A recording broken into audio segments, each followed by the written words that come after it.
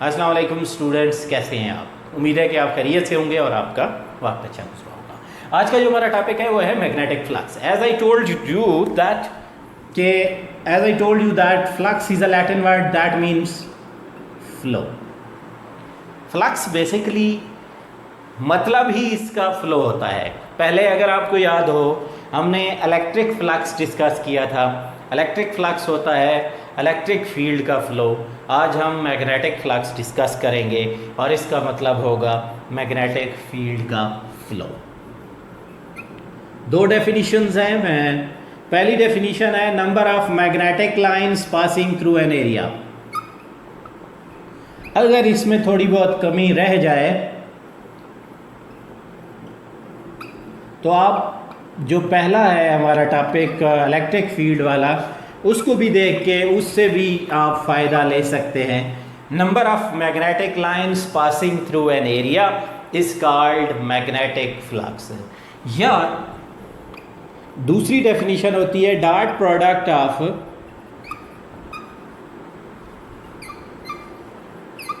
Magnetic field and area. Magnetic field और area का dot product. सोच में पड़ जाता है बंदा कि हम बचपन से आज तक ये पढ़ते आए कि एरिया स्केलर है, एरिया की कोई डायरेक्शन नहीं होती, तो यहाँ पर आप लोग एरिया की डायरेक्शन पढ़ा देते हैं। तो कैसे, अगर आप नए हैं, आप मेरा पहला लेक्चर देख रहे हैं या इससे पहले वाले आपने इलेक्ट्रिक फ्लक्स वाला लेक्चर नहीं देखा है, तो आपको बता देता हूँ। एरिया जो होता है, इसको वेक्टर बनाने के लिए हम इसके ऊपर जिस सरफेस का भी एरिया लेना हो उस पर एक नॉर्मल ड्रा करते हैं, और वो नॉर्मल टू द प्लेन जो है उस एरिया का जो ख़ास क्रॉस सेक्शन होता है, ख़ास पार्ट होता है, उसको वेक्टर शो करता है, यानी उसको वेक्टर बनाने के लिए यूज़ किया जाता है।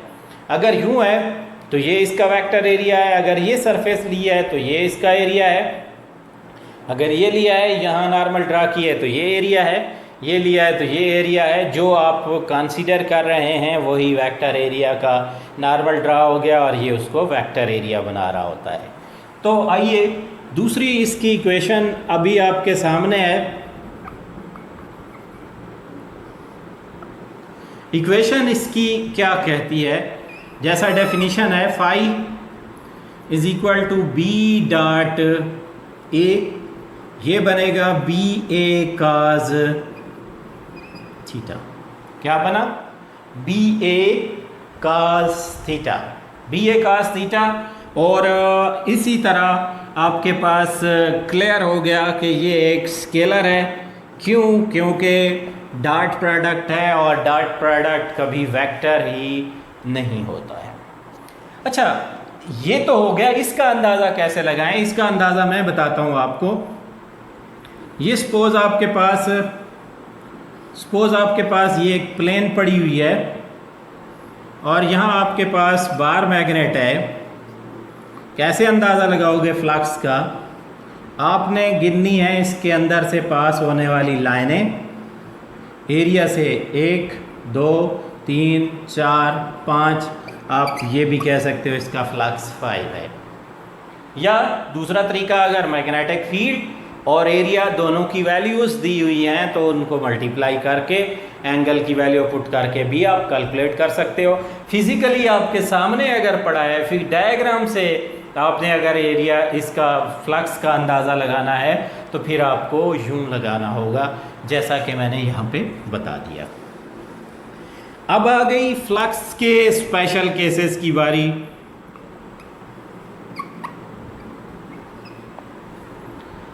पहला केस, ये वाला केस कैसा होता है? ये होता है कि जब आपका फील्ड यूं हो और एरिया उसके साथ कोई एंगल थीटा बना रहा हो, तो उस वक्त आप फाई लिखते हैं। Phi is equal to B dot A, B A cos theta. ये जनरलाइज केस होता है।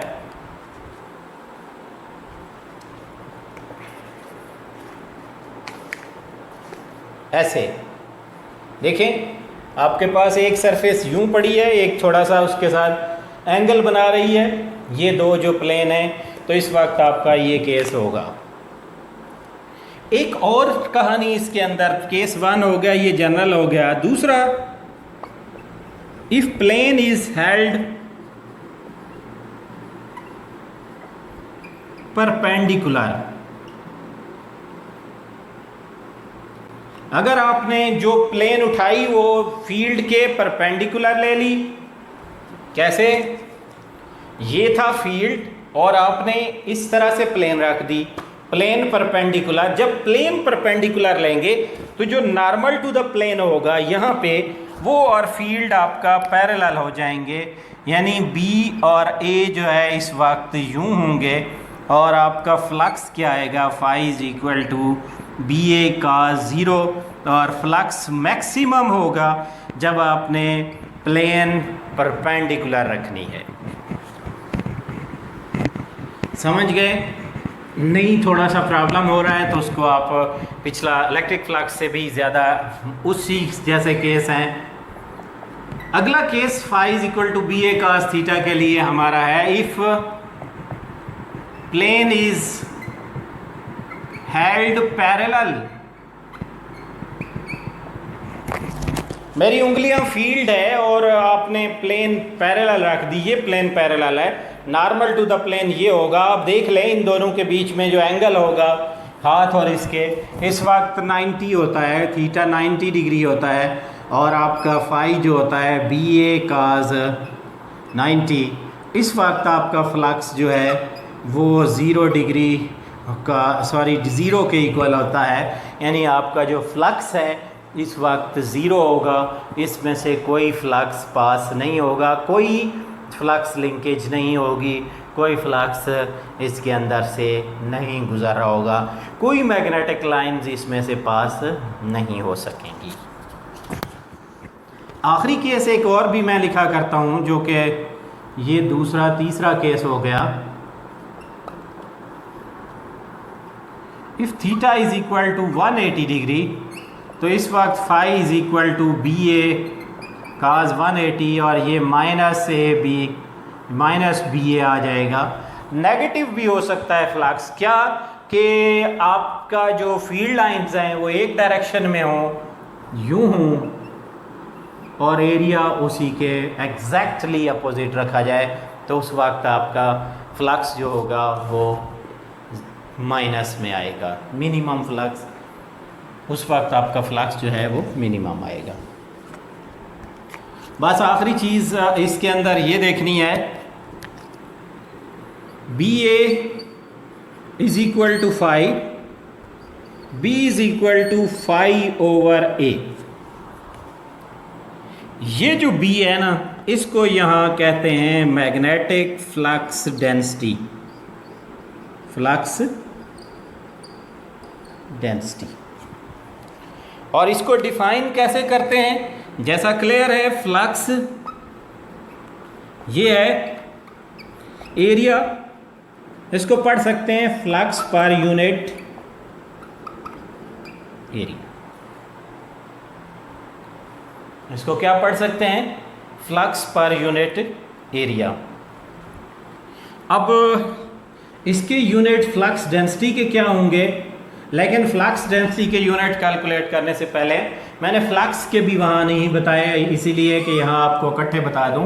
Phi is equal to B A है, फ्लक्स के पहले देख रहे हैं units of flux. Phi is equal to B A, B का होता है टेस्ला और इसका होता है मीटर स्क्वायर, स्क्वायर मीटर। तो ये वेबर ने अपने नाम पे रखा है, इसका यूनिट होता है वेबर। क्या होता है? वेबर। अलबत्ता इस टेस्ला से एक और भी बनता है, टेस्ला अगर यूं लिखा जाए न्यूटन पर एम्पेयर पर मीटर और मीटर स्क्वायर, जो आपको डायमेंशन लिखने में फ़ायदा देंगे। तो phi is equal to newton पर एम्पेयर और इससे आ जाएगा मीटर। ये भी फ्लक्स के यूनिट्स हैं, इस यूनिट को भी आप यूज़ कर सकते हैं। ये यूनिट भी यूज़ होता है, लेकिन स्टैंडर्ड यूनिट जो है वो इसका वेबर यूज़ किया जाता है। अब आते हैं फ्लक्स डेंसिटी के यूनिट्स, यूनिट्स ऑफ बी, मतलब फ्लक्स डेंसिटी के। तो ये हो गया वेबर, ये हो गया मीटर स्क्वायर यानी स्क्वायर मीटर। वेबर को आप क्या लिखते होते हो? टेस्ला, पूरा सिंबल में लिख देता हूँ टेस्ला मीटर स्क्वायर और इसको मीटर स्क्वायर। तो फ्लक्स डेंसिटी का जो यूनिट होगा वो आपका यहाँ पे टेस्ला के इक्वल होगा। और फाइनली चूँकि ये डेंसिटी है, फ्लक्स पर यूनिट एरिया है, तो ये आपकी स्केलर क्वांटिटी होगी और इसकी कोई डायरेक्शन यहाँ पे नहीं होगी। बाकी कोई चीज़ अगर आपको इशू बन रहा है तो आप हमसे सवाल कर सकते हैं, डायरेक्ट हम आपको आंसर देंगे, आपके लिए हर वक्त हम हाजिर हैं। बाकी कोई प्रॉब्लम हो तो हमसे पूछ सकते हैं। चैनल को सब्सक्राइब करना ना भूलिए और अपने दोस्तों से और तमाम फ्रेंड्स के साथ, रिलेटिव्स के साथ इसको शेयर कीजिए ताकि ज़्यादा से ज़्यादा लोग इससे मुस्तफ़ीद हो सकें। Thanks for watching, take care, अल्लाह हाफ़िज़।